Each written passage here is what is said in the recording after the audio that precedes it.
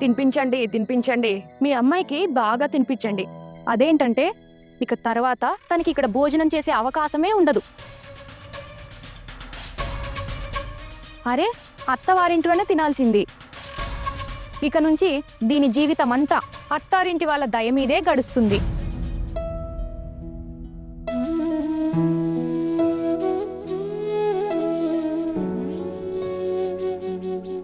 వచ్చేసింది నీ కూతురు చుట్కి.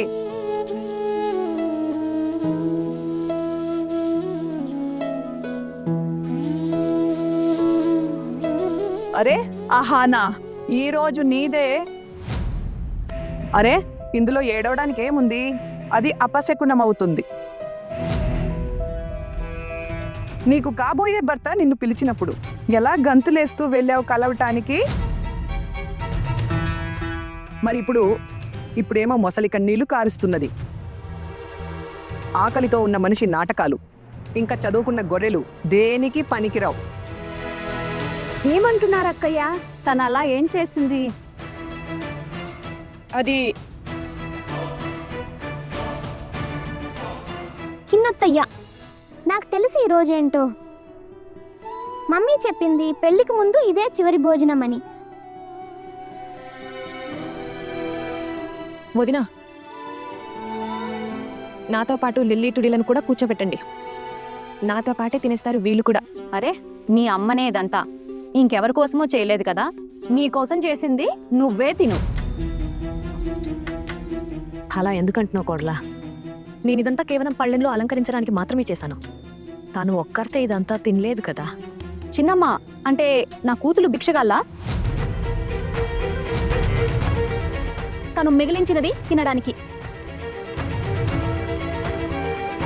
కోడలా, నేనైతే అలా అనలేదు కదా.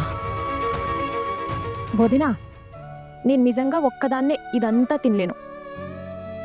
నేను ఒక్క కూడుతోనే అన్నం తింటాను కదా. మీరు నాతో పాటే లిల్లీ టుల్లీలను కూర్చోపెట్టండి ప్లీజ్. మేం పంచుకొని తింటాము, సరేనా? మేమిద్దరం చిన్న అత్తయ్యతోనే తింటాము. నోరు మూయి నువ్వు. వద్దని చెప్పాం కదా నేను. ముందత్తే తింటుంది, ఆ తర్వాత మీరు. అర్థమైందా? వదినా ప్లీజ్, ఈ ఒక్క రోజు మాత్రమే. కొద్ది రోజుల్లో నేను మీ ఇల్లు వదిలి ఇక్కడి నుండి వెళ్ళిపోతాను కదా. ప్లీజ్ లిల్లీ టుల్లీలను నాతో కూర్చొనివ్వండి. వదినా, నా ప్రియమైన వదినా, ప్లీజ్ లిల్లీ టుల్లీలను నాతో కూర్చొనివ్వండి ఈ ఒక్క రోజుకి ప్లీజ్.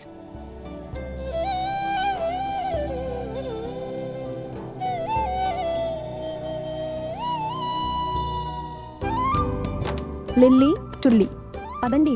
ఇప్పుడు మీరిద్దరు నాతో కూర్చుని అన్నం తినండి. నేను చెప్తున్నాను కదా, అమ్మ కోపడదులే. పదండి. ఆహానా, పద. భోజనం చేయడానికి కూర్చో. బిల్లీ టూలీ, మీరిద్దరు కూడా పదండి. అత్తయ్యతో కూర్చోండి. అత్తయ్య మీకు రోజు తన చేతులతో ఎలా తినిపిస్తుందో ఈ రోజు కూడా అలాగే తినిపిస్తుంది. ఇంకా ఎలాగో అత్తయ్య ఇప్పుడు అత్తారింటికి వెళ్ళిపోతుంది. మళ్ళీ ఇక్కడికి ఎప్పుడు రాగలదో ఏమో. మళ్ళీ తన చేతులతో మీకు తినిపించే అవకాశం ఎప్పుడు దొరుకుతుందో.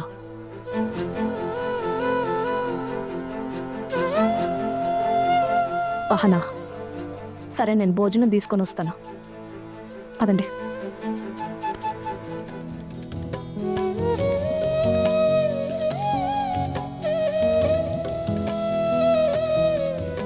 కూర్చోండమ్మా. చిన్న అత్తయ్య, నువ్వెందుకు ఏడుస్తున్నావు? నువ్వు మమ్మల్ని వదిలి వెళ్ళిపోతావా? మా ఇద్దరికి అస్సలు బాగుండదు.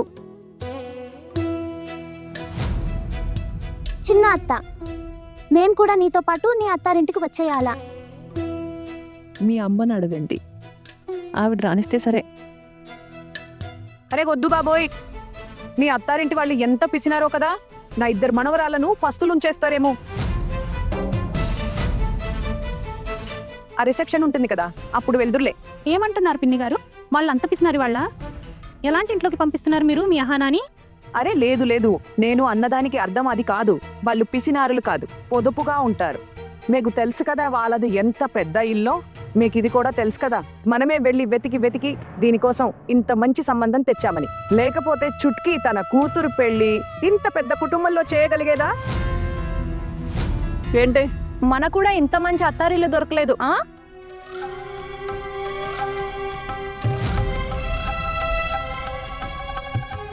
నా ఉద్దేశం ఏంటంటే ఇప్పుడు మనది సాధారణమైన అత్తారిల్లు కదా. నేనైతే ఎవరి దయాదాక్షిణ్యాల మీద బతకలేదు. కానీ దీన్ని చూడు, ఉచితంగా వజ్రం దొరికేసింది. వదినా, ఇటుక సిమెంటు కట్టిన పెద్ద పెద్ద గోడల వల్ల అత్తారింటి వాళ్ళ మనసు గొప్పతనం తెలుస్తుందా? మనుషులు మంచి వాళ్ళైతే గుడిసెలో కూడా సంతోషాలు దొరుకుతాయి.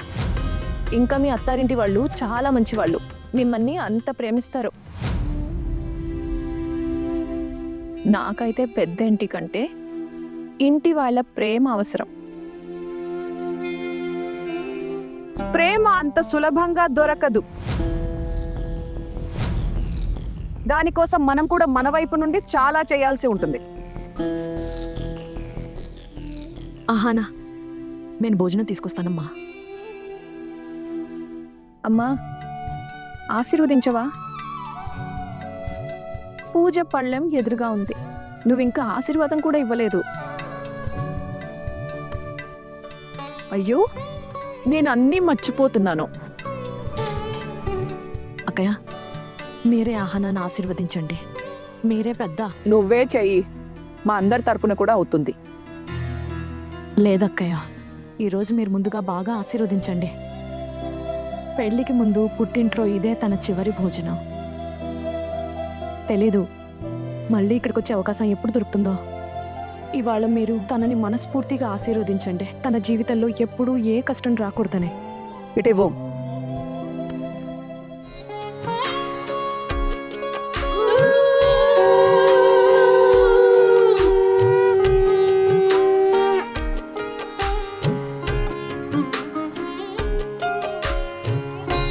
పట్టుకో పళ్ళెం. అరే, ఇదేంటి ఏడుస్తున్నావెందుకు? పెళ్లి జరుగుతోంది నీది. ఈ ఏడుపులు వేడుపులు నాకు అస్సలు నచ్చవు. అరే, చక్కగా నీ ఇల్లు చూసుకో, సంతోషంగా ఉండు. అంతే, ఇదే నేను చెప్పాల్సింది.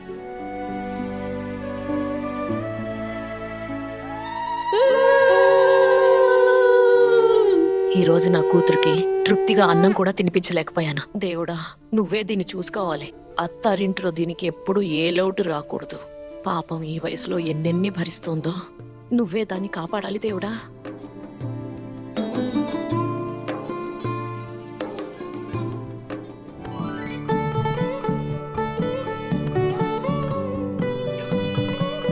అరే, ఏడోగో కోడలా, నువ్వు కూడా ఆశీర్వాదం ఇవ్వు.